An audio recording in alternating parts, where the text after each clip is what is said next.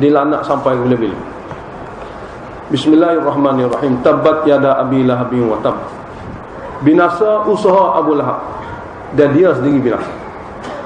Mula-mula binasa usaha Abu Lahab.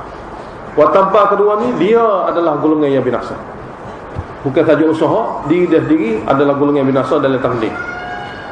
Ma aghna anhu maluhu wa ma kasaba, tidak boleh menolongnya hartanya dan tidak boleh menolongnya apa-apa amalan-amalannya yang baik lain. Seperti mana apabila Nabi lahir, dia buat sesuatu memerdekakan hamba Abu Lahab. Kelahiran Nabi ada riwayat, tidak boleh tolongnya. Sebab saya selana ranzatal habib, dia pasti akan masukin neraka yang menyala-nyala. Wa mar'atu, manakala isterinya Ummu Jamil, hamalatal hatab, pemikul kayu api yang akan bakar neraka. Fi jidha, pada lehernya hablum min masadin, tali yang dipintang untuk hingga dia masuk neraka. Ini adalah golongan yang menentang Nabi.